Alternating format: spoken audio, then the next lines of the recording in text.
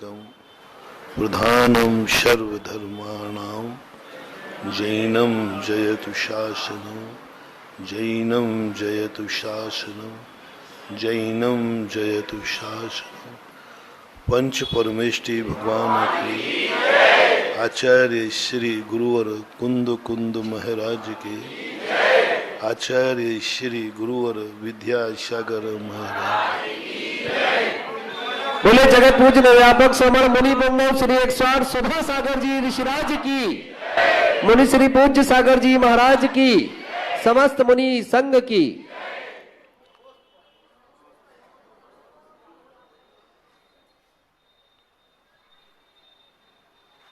जो अच्छा लगता है वही सुख है, ऐसा कोई नियम नहीं है। जो बुरा लगता है वही दुख है, ऐसा नियम नहीं। ये सामान्य अज्ञानी व्यक्ति ऐसा मानता है कि जो अच्छा है वही सुख है, जो बुरा लगे वही दुख है, जो देख रहा है वही सत्य है। नहीं, जो देखने में आ रहा है वह पूर्णतः असत्य भी हो सकता है, और जो सुन रहा हूँ वही सत्य है, नहीं, पूर्णतः झूठ भी हो सकता है। जो वह अनुभव में कर रहा है वही सत्य है, ऐसा नहीं, उससे विपरीत भी हो सकता है। जगत बड़ा रहस्यमयी है। ये जगत में इसको माया भी कहते हैं, इसको भ्रम जाल भी कहते हैं। संसार का दूसरा नाम है मृग मरीचिका। जो देखने में कुछ आता है और निकलता कुछ और। एक मृग मरीचिका होती है गर्मी में, हिरण को दूर से देखने में आता है कि सड़क के ऊपर पानी भरा हुआ है और वो वहाँ दौड़ता है, लेकिन जहाँ पहुँचता है वहाँ पानी नहीं निकलता, तपन निकलती है और फिर आगे दौड़ता रहता है। तो संसार को मायावी प्रकृति ने स्वयं अपने दो रूप बनाए। एक सस्वरूपित रूप बनाया है प्रकृति ने, जो छुपा के रखा है। अच्छी वस्तु, मूल्यवान वस्तु हर व्यक्ति छुपा के रखता है, चाहे धन दौलत हो, चाहे और कोई भी वस्तु हो। जो वस्तु तुम्हें मूल्यवान लगती है उसको आप छुपाते हैं, उजागर नहीं करते हैं, क्योंकि तुम्हें मालूम है कि सत्य और मूल्यवान वस्तु दुनिया की दृष्टि में आते ही लुट जाती है। इसलिए प्रकृति ने भी सोचा कि जो हमारा सस्वरूप है उसे मैं छुपा के रखता हूँ। वह इतना छुपा दिया, इतना छुपा दिया कि अच्छे अच्छे लोग उसे खोजने जाते हैं, मिलते नहीं। और जो देखने में आता है प्रकृति का बाहर का रूप, वह सत्य है नहीं, और सत्य प्रकृति ने छुपाया है, कोई साधारण आदमी ने नहीं छुपाया। और जब साधारण आदमी प्रकृति छुपाती है कोई चीज को, तो उसे खोजना बहुत कठिन होता है, बहुत कठिन होता है। हर वस्तु में कोई ना कोई ऐसी शक्ति छुपा दी प्रकृति ने, जैसे हर व्यक्ति नहीं खोज सकता। संसारी प्राणी बस उसे ही मान लेता है कि जो मुझे अच्छा लगता है वही तो सुख है, और उसे को पाने में वह दौड़ता है। जो आंखों देखी है वही तो सत्य है, लेकिन वो भूल जाता है कि प्रकृति रहस्यमयी है। जो दिख रहा है यह प्रकृति का मायावी रूप है। जो सुनने में आ रहा है ये सब मायावी रूप है। जो बोलने में आ रहा है ये भी मायावी रूप है। जो अनुभव में आ रहा है सब माया है, भ्रमजाल है। एक निर्णय करें, जो कुछ भी तुम्हारी जिंदगी में अभी तक आया हो उस पर एक प्रश्न लगा देना, ये सब माया है। जो कुछ भी आया, तुम्हें आया हो कि मैं मनुष्य हूं, माया है। तुम्हें आया हो कि मेरे माँ बाप हैं, मेरे हैं, माया है। परिवार, धन दौलत, सब माया है। किसी भी क्षण ये गायब हो सकते हैं। माया किसे बोलते हैं? भ्रमजाल। किसी भी क्षण गायब हो सकते हैं। और तुम जिसे मनुष्य मान रहे हो ना, ये भी किसी भी क्षण गायब, तुम भी गायब हो सकते हो। तुम भी, हम भी, सब किसी भी क्षण एक सेकंड में गायब हो जाएंगे। एक सेकंड में जो कुछ भी दुनिया में, सब कुछ गायब। और जो चीज गायब हो जाती है उसी को बोलते माया। इसलिए अपन ने जो कुछ भी आज तक जाना, देखा, समझा, उसे शास्त्रों के पढ़ने का, गुरु के प्रवचनों का, जिनवाणी का पहला सूत्र स्वीकार करो। पहला सूत्र है कि गुरु के पास जाने के पहले, भगवान के पास जाने के पहले, जिनवाणी के स्वाध्याय के पहले एक मन में प्रश्न बना के जाना, अभी तक जो मेरे पास था, है, अनुभव में है, वह माया है। उसको मेरा मैंने कहा है, वह झूठा है। जब ऐसी अनुभूति तुम्हें हो कि मैं ठगा जा चुका हूं, मैं गलत लोगों के चक्कर में पड़ गया हूं, मैंने सोने के धोखे में पीतल, मेरी जिंदगी सब कुछ से घिर चुकी है, मैं इस तरफ से जकड़ गया हूं चारों तरफ से कि अब मेरा कोई निकलने का रास्ता नहीं है। और मेरे पास जो कुछ भी है यह सब किसी भी दिन जा सकता है, किसी भी दिन जा सकता है। अब आपको चाहिए कि यह सब कुछ चला गया, फिर मैं क्या करूंगा? बस एक प्रश्न जब उठ जाए तब गुरु के पास जाने का आनंद आएगा। एक प्रश्न उठाए बिना तुम क्या भरे हुए जाके जाते हो? हमारे पास तो सब कुछ है, माता पिता हैं, परिवार है, धन है, दौलत है, हम खुद हैं ना। तो तुम गुरु के पास जाओगे अहंकार से भर कर जाओगे कि तुम्हारे पास सब कुछ है। तुम्हें अनुभूति किसकी हो रही है? मेरे पास हमारा घर फलता फूलता है, बढ़िया है, सब कुछ है मेरे पास। ऐसी अनुभूति के साथ गुरु के पास जाओगे, कुछ नहीं पा पाओगे। अहंकार, गुरु का कुछ भी चीज तुम्हें नहीं मिलेगी क्योंकि तुम पहले से ही भरे हुए और चाहे भरी वो कचड़ा भरा हुआ है, भरे तो हो, लेकिन तुम जो भर के जाओगे वो कचड़ा है, और खाली जाने के बाद जो गुरु से भर के आओगे वो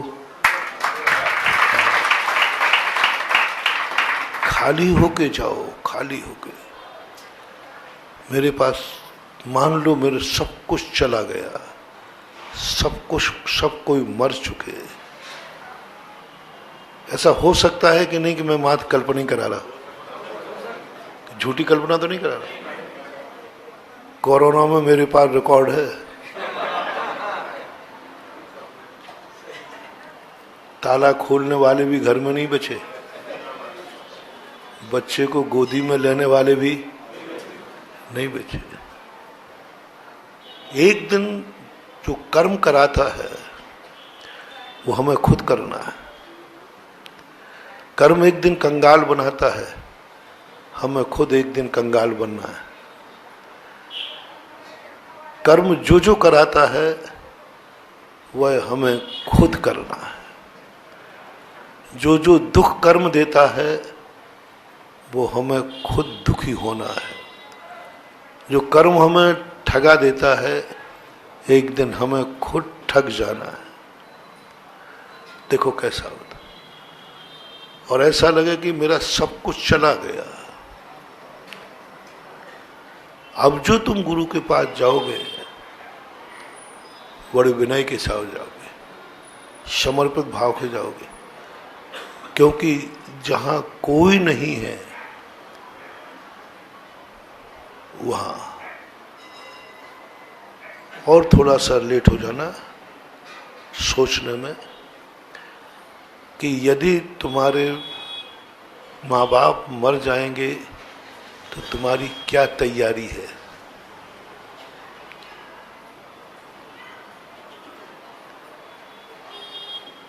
बिफोर टाइम तैयारी कर लो, देखो बाद में धोखा खाओगे। बाद में कहो हाँ अरे क्या हो गया, तो हार्ट अटैक और हो जाएगा। इससे पहले ही तैयारी कर लो कि माँ बाप मर जाएंगे तो क्या तैयारी है। मकान जायदाद है, यदि ये नहीं रहा तो फिर क्या क्या तैयारी है, क्या तैयारी। थाली में रोटी है, कल यदि ये नहीं रही तो तैयारी करना, कुछ नहीं करना अपन को। मैंने कहा ना, जो जो कर्म करा सकता है वह हमें स्वयं करना है। जो कर्म कराएगा उसकी तैयारी करना है। कब? भूखा उस दिन नहीं रहना जिस दिन खाने को नहीं है। जिस दिन रोटी है मेरी तैयारी है, मैंने उपवास किया है।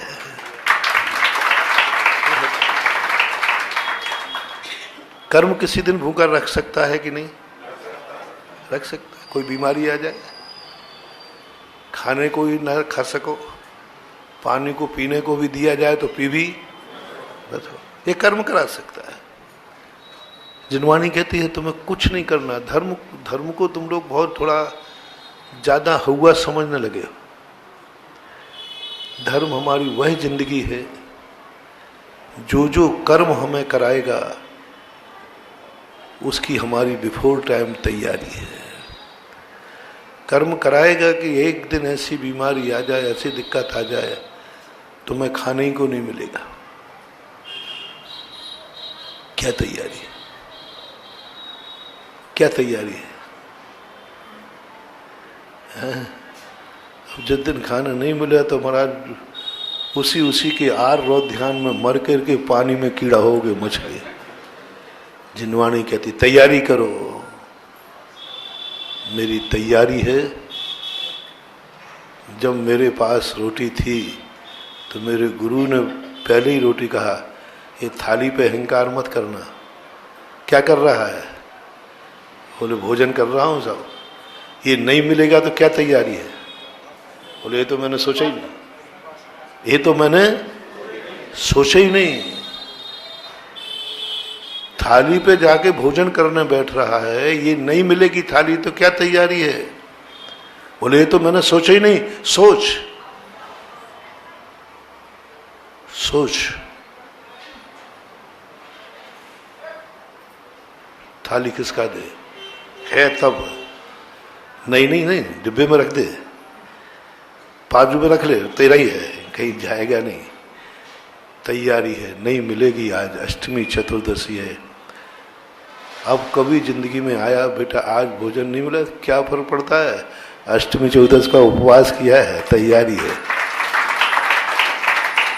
क्यों तुम कहते हो कि उपवास करने से मोक्ष होता है? क्यों नहीं ये सोचते हो उपवास करने की तैयारी है, मोक्ष कर्मों की मार्ग की तैयारी है। कल के दिन कहीं हम हताश, हमारी तैयारी है। कल के दिन यदि सेठ सुदर्शन से कहा कल के दिन तुम्हारे पास मकान नहीं रहा तो कहाँ जाओगे, कहाँ रहोगे? बोले तैयारी है, मैं अष्टमी चौदस को जंगल में जाके रहता हूँ।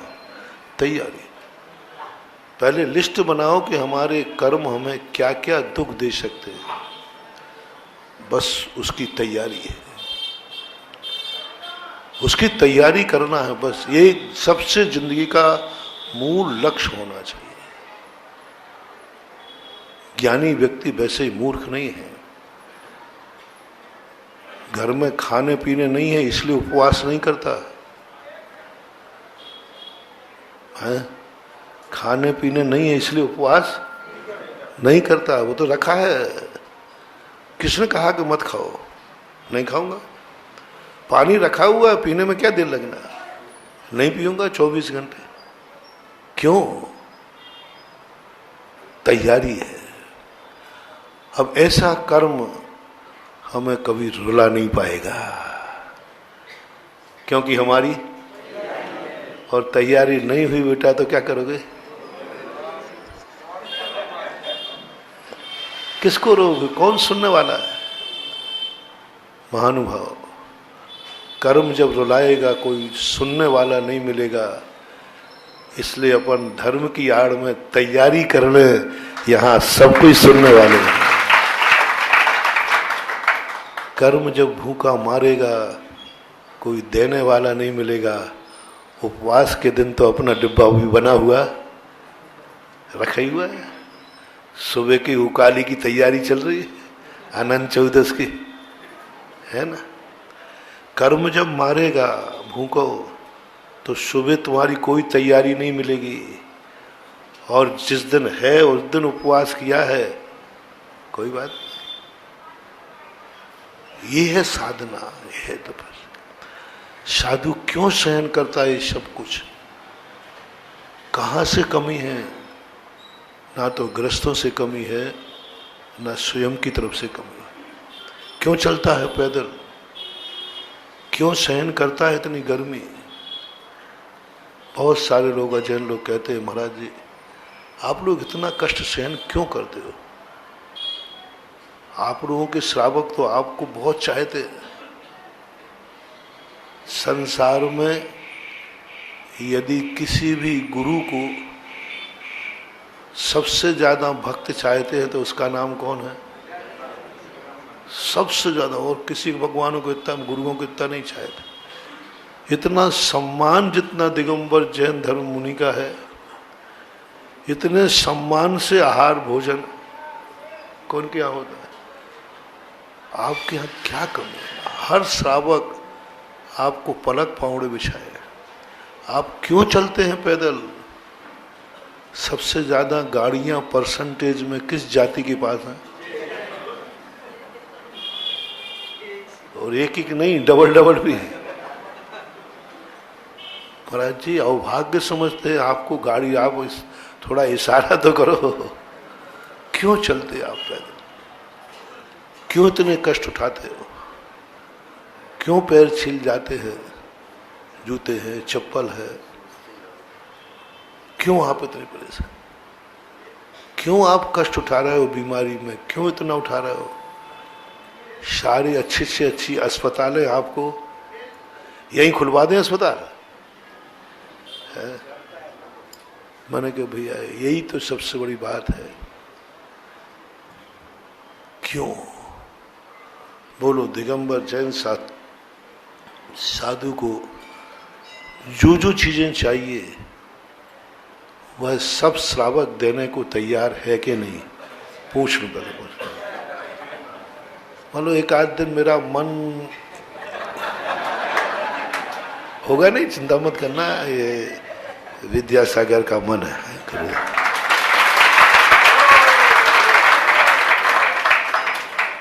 एसी का मन करूं तो दे दोगे आप लोग? अरे जितने को मुराद उतने ला के रख दो, पूरी दुकान खोल दो। इशारे की जरूरत है, इशारा भी नहीं, थोड़ा सा मालूम चल जाए कि ये चीज महाराज लेते हैं। मैंने चौके में देखा, कोई भी चीज आज थोड़ी सी ले लो, कल लाइन लग जाती है उसकी। अरे महाराज जी ले रहे, ऐसा कर, महाराज जी ले, चलो चलो चलो। यानी हर व्यक्ति मात्र इतना चाह रहा है कि इशारा थोड़ा सा, फिर क्यों नहीं लेते महाराज? कोई आपको श्रावक को भार नहीं आएगा और वो दुर्भाग्य भी नहीं मानेगा, अवभाग्य मानेगा। और इनको भार तो होने का सवाल ही नहीं, क्योंकि आपके भक्त तो वैसे ही लक्ष्मी पुत्र हैं। आपके लिए हर सुविधा देने में इनके ऊपर कोई भार पड़ने वाला क्यों? मूल कारण महानुभाव, आज तुम दे दोगे, क्योंकि आज जो जो चीजें मैंने छोड़ी है नहीं ले रहा हूं, वो धर्म के कारण नहीं ले रहा हूं। गाड़ी क्यों नहीं ले रहा हूं? धर्म। जूते चप्पल, मकान आदि, एसी कूलर और भी XYZ क्यों नहीं ले रहा हूं? कारण बोलो जल्दी। त्याग के कारण। त्याग धर्म है। धर्म के कारण नहीं ले रहा हूं तो आप देने को तैयार हो। सुनना, मैं सब जानता हूं, हम नहीं जानते, लेकिन हमारे भगवान तो। हम धर्म के कारण नहीं ले रहे हैं, इसलिए आप देने के लिए तैयार हैं। जिस दिन कर्म के कारण हमें नहीं मिलेगा, उस दिन बोलो ना, कितनी बड़ी बात है। आज हम लोग धर्म के कारण कोई चीज नहीं ले रहे हैं तो आप देने को तैयार हैं, आप मनाते हैं। हम नहीं लेते हैं तो आपको दुख भी होता है। हमारा पसीना हमारा निकलता है, आंसू तुम्हारा निकलता है। गलत तो नहीं बोला? बोला ना, पसीना हमारा निकलता है और आंसू, पैर मेरे छिलते हैं और आंसू तुम्हारे बहते हैं। अंतराय हमें आता है और तुम्हारी क्या हालत होती है ना? क्यों क्यों हो रहा है ऐसा? अभी आने तो ठहर, अभी इतना नहीं आ रहा है कि आंसू आ जाए। ऐसे भी पसीने आए हैं जहां पसीना हमारा बह रहा है और लोगों की आंखों में ऐसे भी पसीने आते हैं। साधु के कष्ट ऐसे हैं कि साधु को जब कष्ट आता है ना, तो श्रावक की आंखें रो पड़ते हैं। केस लॉन्च जब करते हैं और जब बड़े बाल खींचते हैं ना, तो इधर तो खट से खिट जाता है और झटका तो बड़ा। अंतराय को देखो, हम लोग अंतराय 1 मिनट में कर लेते हैं और अंतराय का हमें झटका कम लगता है। अरे इतनी में झटका बताओगे?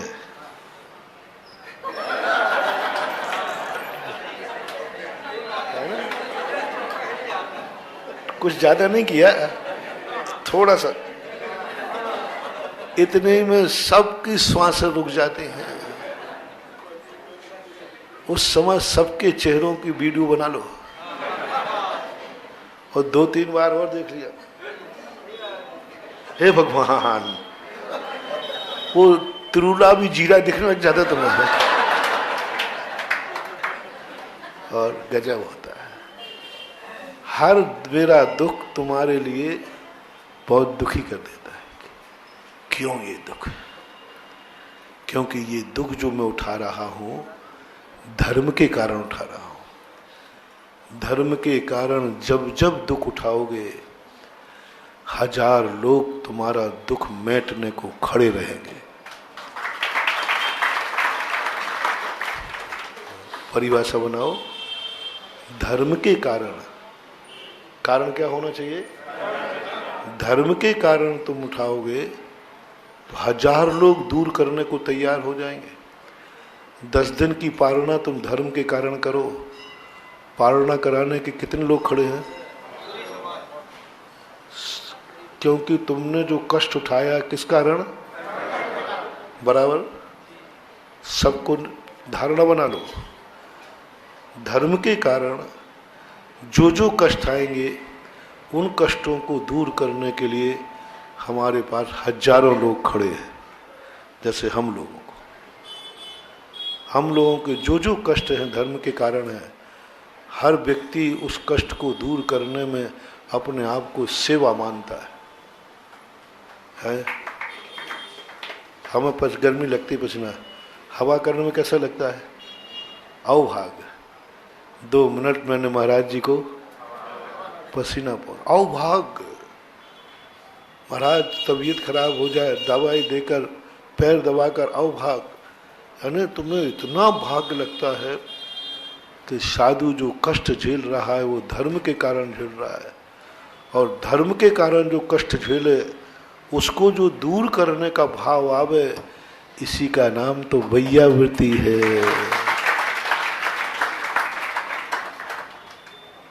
वास्तविक भैया पूज्यवर उमा स्वामी महाराज ने दीन दुखियों की सेवा करने का नाम वैयावृत्ति नहीं लिखा। बड़ी गजब की बात रखी। अहिंसा अलग चीज है, करुणा अलग, और वैयावृत्ति उन्होंने किसके लिए कही? गरीब दुखी पशु पक्षियों की, कुपात्रों की, अपात्रों की, दीन दुखियों की नहीं। वैयावृत्ति उसकी करो जो धर्म के कारण से दुखी हुआ हो।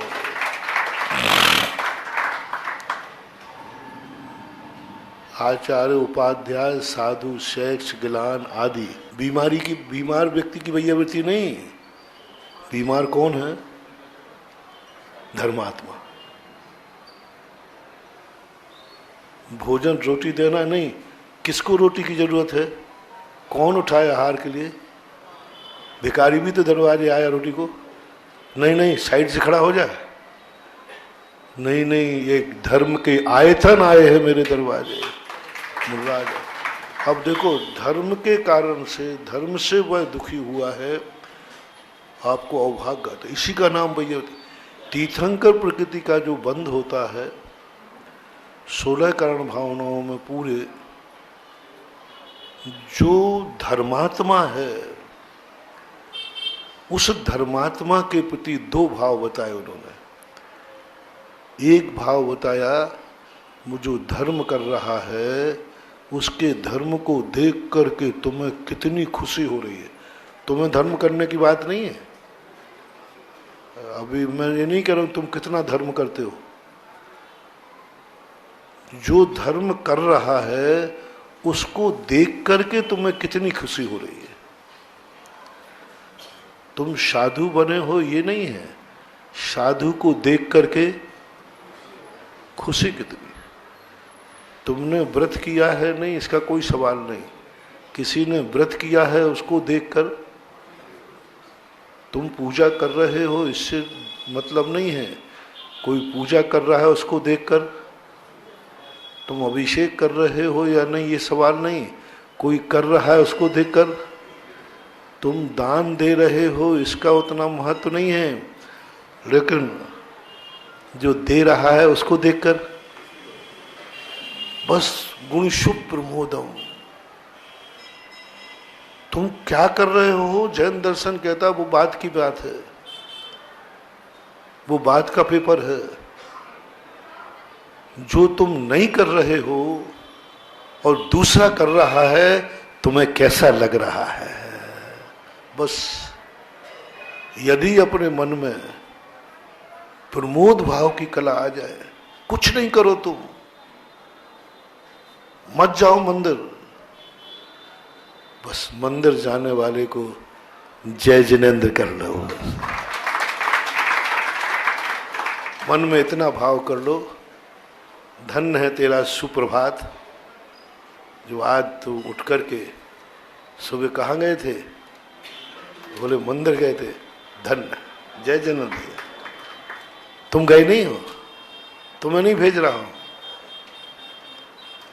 मंदिर गए थे, धन्य, सुप्रभात।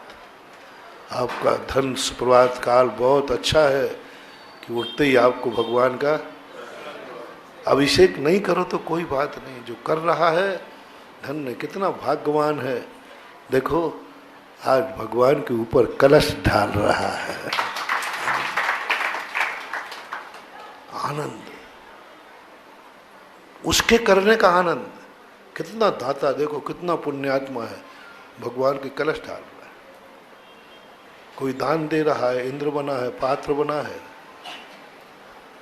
तुम भली मत बनना, जो बना है उसको देखकर आनंद से भर जाओ, धन्य दाता धन्य पात्र। कितना महान आदमी, धन पाप है, परिग्रह है, और उसने धन से धर्म कमा लिया। सबसे सस्ता धर्म है, एक धर्म है महंगा, बहुत महंगा, जो हम लोगों का है। उसमें तो तुम महानुभाव, इसको खरीदने का दाव मत लगाना बाबा, शायद तुम्हारा रोम रोम कांप जाए। गृहस्थ जो धर्म है, सबसे पहला दान पूजा का। धन से यदि धर्म मिलता है, समझ लेना इससे सस्ता धर्म कोई हो ही नहीं सकता। पाप के बदले धर्म, खोटी मुद्रा के बदले चोखी मुद्रा, क्या है तमाशा। 5 पापों में परिग्रह पाप है कि नहीं है? परिग्रह पाप है, और पाप के बदले पुण्य, यानी खोटे के बदले चोखा, 2 नंबर का माल और बदले में खोटी चुवन्नी और बदले में चोखी चुवन्नी, यानी धन के बदले धर्म। इससे सस्ती कोई चीज दुनिया में हो नहीं सकती। कभी यदि एक मंत्र दूसरा मंत्र ले ले, कभी अपनी जिंदगी में कोई धर्म, तुम्हारे पास धन हो, उसकी अदला बदली में यदि धर्म मिलता हो, तो मैं अपने भक्तों से कहना चाहूँगा, सोचना नहीं, विचार मत करना, इससे सस्ता माल दुनिया में कहीं मिलेगा नहीं। किसके बदले में मिला? तप के बदले नहीं, त्याग, तपस्या, मंत्र, साधना, इनके बदले नहीं। हाथ का, धन को क्या बोलते हैं आप लोग एक बार? हाथ के मैल के बदले धर्म यदि कभी करने मिले तो चूकना नहीं। और ये कहना भगवान इतना सस्ता माल, ये धन तो हमारा यूं हाथ का मैल था, एक रात में भी करोड़पति बनते देखे और एक रात में भी रोडपति, ऐसा है धन, और उसके बदले मुझे ये मिल गया। बहुत बहुत अभाग्य मानना।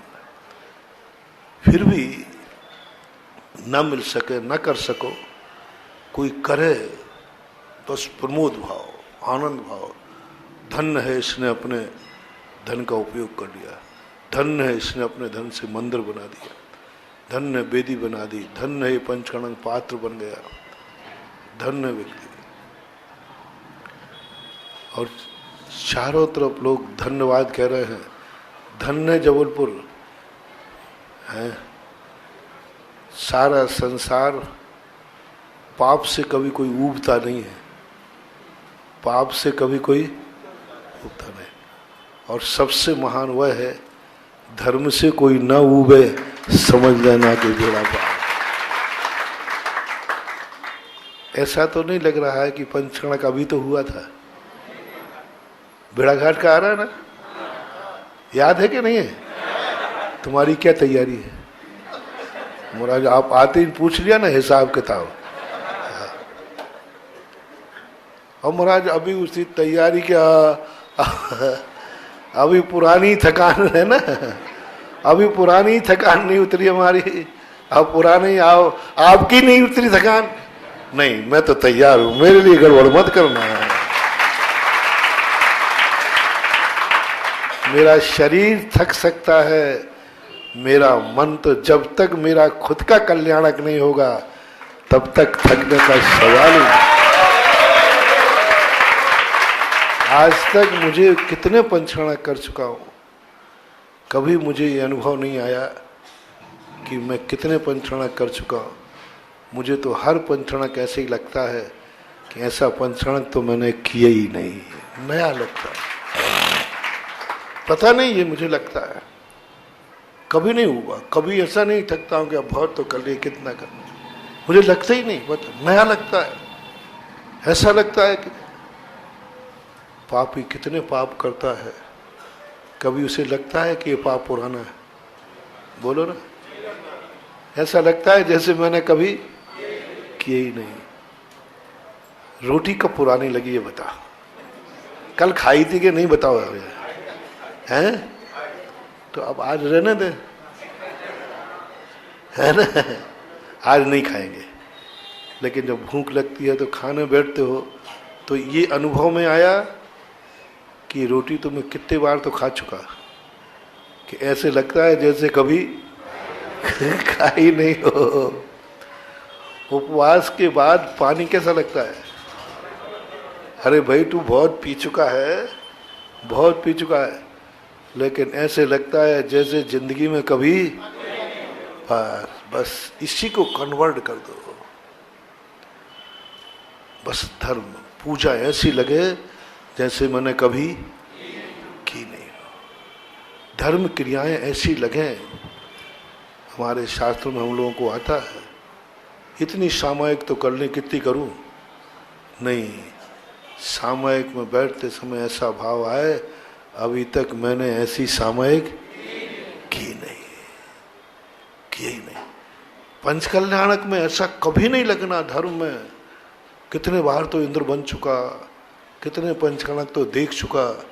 यदि तुम्हें ये भाव आ जाए कभी कि मैंने तो बहुत पंचकणक देख लिए, समझ लेना तुम्हारा डाउनफॉल चालू है, अब शकुन हो गया तुम्हारी जिंदगी का। समझ लेना अब कहीं ना, बहुत सावधान हो जाओ, बहुत बुरा संकेत है, बहुत बुरा संकेत है। और ऐसा लगे कि मुझे पता ही नहीं, मुझे तो लगता है कि ऐसा मैंने कभी, समझ लेना तुम्हारा बहुत शुभ होने वाला है, बहुत शुभ संकेत है। ऐसी अनुभूति नहीं, एक पंचकणक, चारों तरफ चर्चा है जबलपुर की, एक पंचकणक निपटे नहीं और दूसरे पंचकणक में बोलियों में इतना उत्साह है। लोग तो कहते हैं एक पंचकणक की बोलियां निपट जाएं यही बहुत है, चलो निपट गए। लेकिन दूसरे पंचकणक की बोलियों का उत्साह देखकर के लोग, अच्छा एक पंचकणक अभी किए ही 15 दिन तक, क्या 10 दिन हुए और लोगों में इतना उत्साह है। ये शब्द सुनकर के मुझे लगा कि जबलपुर में गर्मी के कष्ट दुखदाई नहीं, सुखदाई है। मुझे कोई कष्ट नहीं है कि तुम्हारे कार्यक्रमों में हमारे लिए थोड़ी सी अस्वस्थता आई। मैं खुश हूँ। किस लिए खुश हूँ? बस एक ही बात, धर्म करने में कभी ऊबना, ये मत कहना बस बहुत हो गया, बहुत तो कर लिया, ये नहीं कहना। क्या कहना? अभी बहुत बाकी है, बहुत बाकी है। शौधर्मेंद्र अपने जीवन में असंख्यात पंचकल्याणक मनाता है, लेकिन जैसे ही बालक को हाथ में लेता है ये भूल जाता है कि अभी तो कल ही तो पंचकल्याणक करके आया हूं, कल ही अभी तो पंचकल्याणक दे, बालकों को कहां तक देखूंगा। तुरंत 2 घंटे पहले भगवान का पंचकल्याणक करके आया एक भगवान का जन्माभिषेक, और 2 घंटे बाद दूसरी जगह पहुंच गया, ये भूल गया कि मैं अभी तो आया हूं। वो तो भगवान को लेके ऐसा आया, ऐसी मुद्रा तो मैंने कभी देखी नहीं, कभी देखी नहीं ये मुद्रा। अरे भाई यही मुद्रा थी अभी पहले। बोले नहीं नहीं नहीं, ऐसी नहीं होती है। परमाणु मित्तम भी, ऐसे परमाणु तो इतने ही थे। यही शांत राग रुच भी परमाणु में निर्मापितस्त्र भुवने तावंत एव खलु ते।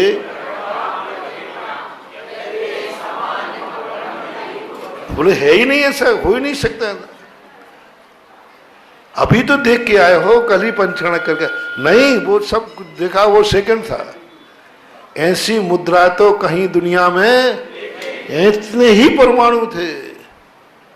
और पूज्यवर समंत्रभद्र महाराज ने जो उसकी भावाव्यक्ति की, वो विस्मय को प्राप्त। कोई कार्य यदि अपन बहुत बार कर लेना तो उसमें कोई कार्य, तो अपना ये तो रूटीन काम है। रूटीन का काम नहीं। व्यक्षा सक्रा सहस्त्राक्षो बहु विस्मया, पूरा शरीर रोमांचित हो गया उसका। और 2 आंखों से नहीं, 1000 आंखें लगा बहु विस्मया, यानी बहुत बहुत विस्मय को होता है। ऐसी मुद्रा बताते हैं। वह उसका जो भाव है, उसी भाव के कारण से उस समय ऐसे विशुद्ध परिणाम करता है कि भक्ति का चरम परिणाम। इस प्रसंग को देख करके ऐसा लगता है महानुभाव, अपन को भी शिक्षा लेना है, उबना नहीं। हमेशा जब भी धर्म क्रिया हो, ऐसी अनुभूति हो, बस ऐसी अनुभूति हो कि गोल बाजार का पंचकल्याणक तो कुछ नहीं था, जो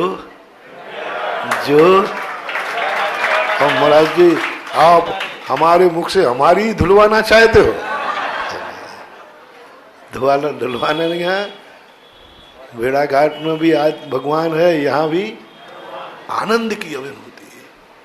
जो आनंद वहां नहीं आया वो हमें उसमें आया। उसके बाद फिर ऐसे ही करना, बहु विस्मय को प्राप्त हो। ऐसा तो मैंने किया ही नहीं, देखा ही नहीं। बहुत बड़े बड़े कार्य करो लेकिन विस्मय को प्राप्त हो, अनुभूति, अंतरंग की अनुभूति परिणति हो। ऐसा जब परिणाम जागता है तो वैयावृत्ति के संबंध में था। तो जो धर्मात्मा हैं उनके दुख दूर करने का भाव आना, तो सब तो महाराज जी आप लोग दुख सहन करते क्यों? कह दो पर आज हम लोगों सेवा कराने के लिए करते हो, अब पता चला है ना कि तो हम थोड़े दुखी होंगे तो ये लोग अच्छी सेवा नहीं। मात्र एक कारण जिसको मंत्र बना करके छोड़ता हूं कि जो कर्म के, अब यही दुख देखना, साधु के जो दुख थे, मंत्र बनाओ, साधु के जो दुख थे किस कारण थे? तो उसके दूर करने के लिए कितने लोग खड़े हैं? अवभाग्य मान के भार मान के? ठीक, ओके।